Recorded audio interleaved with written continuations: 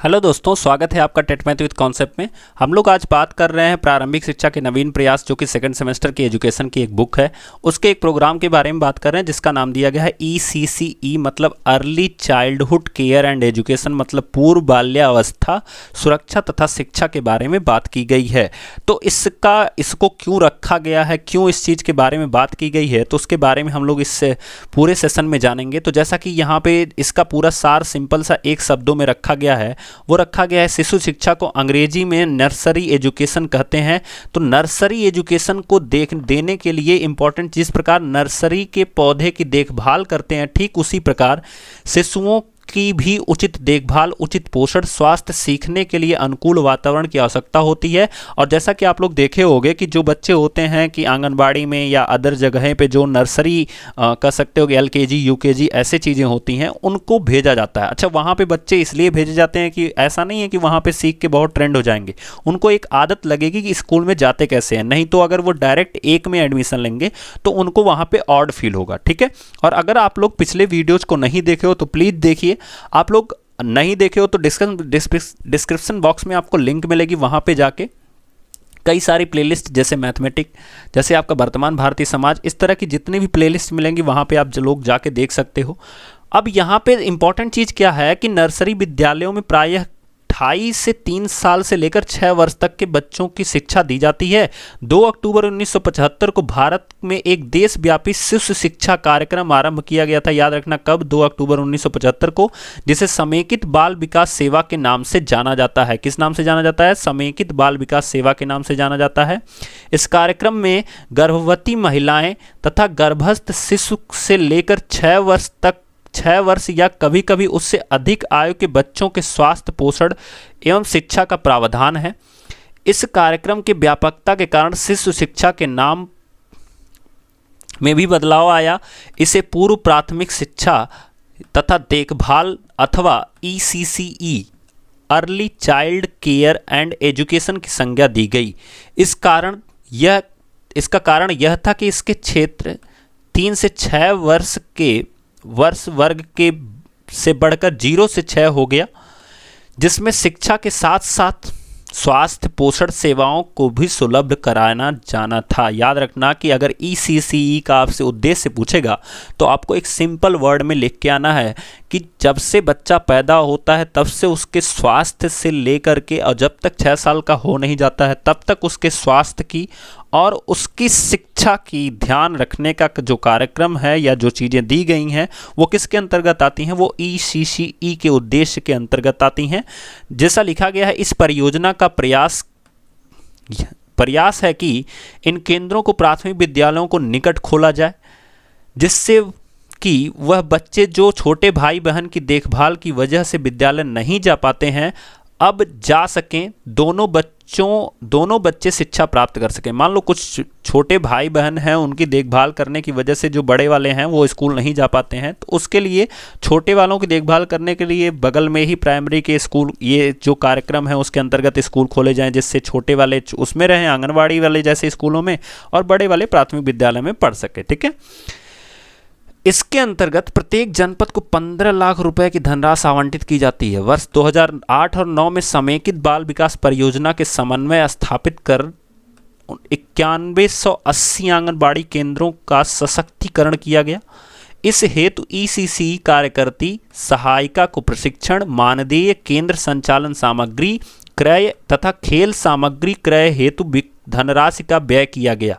समस्त खेल सामग्री प्राध्यापक के पत्रांक पंजिका में अंकित तथा विद्यालय के स्वामित्व में हैं। जिस प्रकार वर्ष 2009 से 10 से जनपदों के शीर्षक के अंतर्गत प्री स्कूल रेडीनेस प्रोग्राम चलाया जा रहा है। याद रखना, प्री स्कूल रेडीनेस प्रोग्राम कब से? 2009-10 से चलाया जा रहा है। इस उद्देश्य हेतु प्रत्येक जनपद में 200 विद्यालयों का चिन्हांकन, उनमें 4 आयु वर्ग के 20 से 25 बच्चों का नामांकन कराया गया है। प्रत्येक विद्यालय में के एक शिक्षा मित्र को उक्त कार्यक्रम में प्रशिक्षण दिया गया है तथा शिक्षा मित्र व सहायिका के मानदेय, प्री स्कूल किट के क्रय, प्रशिक्षण आदि पर उक्त धनराशि व्यय की जाती है। प्रत्येक आंगनबाड़ी केंद्र पर एक आंगनवाड़ी कार्यकर्ती, एक सहायिका की व्यवस्था की गई। जैसा आप लोग देखे होंगे, आंगनवाड़ी कार्यकर्ती केंद्रों पर 4 छोटे शिशुओं हेतु विभिन्न कार्यक्रमों का आयोजन करती है। सहायिका केंद्र पर बच्चों की देखभाल तथा आवश्यकता पड़ने पर घरों से बच्चों को केंद्र पर ले आने की व्यवस्था करती है। ईसीसीई केंद्रों हेतु विकसित वार्षिक कैलेंडर के अनुसार ही प्रत्येक आंगनवाड़ी केंद्रों पर विभिन्न क्रियाकलाप आयोजित किए जाते हैं। शिशु शिक्षा कार्यक्रम में बच्चों पर कोई तनाव व बोझ डाले बिना शिशु के जीवन को बेहतर और समृद्ध बनाने की बात रखी गई। उसके अनुसार इस स्तर के शिशुओं को केवल पढ़ना, लिखना, गिनती न सिखाकर उनके सर्वांगीण विकास हेतु कहानी, गीत, रोचक क्रियाओं का आयोजन किया जाना चाहिए। याद रखना कि अगर आपसे पूछ ले कि किस तरह की क्रियाएं करवानी हैं ईसीसी के कार्यक्रम में, तो उन्हें हमें पढ़ाना नहीं है। मैं आपसे यही चीज़ मैं समझाना चाह रहा हूँ कि उनको क्या करना है कि कहानियाँ और गीत सुना करके उनको एक तरह से मानसिक और सामाजिक रूप से डेवलप करना है थोड़ी देर के लिए, क्योंकि जैसे ही वो प्राथमिक स्कूल में जाएंगे फिर उनका डेवलपमेंट अपने आप हो जाएगा। ठीक है। फिर दिया गया है केंद्र के दैनिक क्रियाकलाप क्या होंगे, तो जैसे स्वच्छता की जांच करना, स्वागत एवं स्वच्छता की जांच, प्रार्थना, ये सब चीज़ें होंगे। व्यक्तित्व के विभिन्न पक्ष कैसे कैसे होंगे, तो इन सब आदतों की शारीरिक विकास, सामाजिक विकास, ये सब पे आपको फोकस करना है। स्फूर्तिदायक क्रियाएं होनी चाहिए जो कि शारीरिक विकास को काफ़ी डेवलपमेंट करता है। वार्तालाप होना चाहिए जिससे भाषा विकास और सामाजिक विकास का डेवलपमेंट होता है। संज्ञानात्मक विकास हेतु क्रियाएं होनी चाहिए जो मानसिक विकास को डेवलप करता है बच्चों की। कक्ष के अंदर खेल क्रियाएं होनी चाहिए जिससे शारीरिक विकास, दीर्घ मांसपेशियों का विकास होता है। कक्ष के बाहर जो खेल होता है उसमें सूक्ष्म मांसपेशियों का विकास होता है। भाषाई खेल से भाषा का विकास होता है। कहानी और गीत से मानसिक कौशलों का विकास तथा भाषा का विकास होता है। अब इनके कार्य के क्षेत्र क्या क्या है, तो दिया गया है पूर्व बाल्यावस्था सुरक्षा एवं शिक्षा, जो कि ईसीसी के लिए सभी साधन एवं राष्ट्रीय संसाधनों को प्रयोग में लाना, इसके लिए खोज, प्रशिक्षण, विकास और प्रसार क्रियाओं को समझना।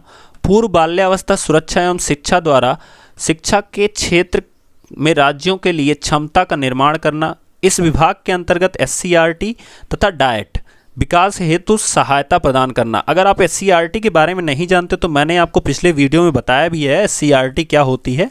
आप लोग पिछले वीडियोज़ को ज़रूर से ज़रूर देखिए क्योंकि बहुत सारी नॉलेज है वहाँ पे।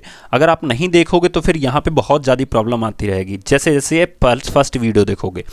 पूर्व बाल्यावस्था सुरक्षा एवं शिक्षा द्वारा 60 मासिक मतलब 6 महीना डिप्लोमा कोर्स व्यवहार में लाना, जिससे राज्य की योजना कार्यक्रम में लागू कर अध्यापकों, बालकों, अभिभावकों के लिए आवश्यक विकास कार्यक्रम एवं क्रियान्वयन संभव हो सके।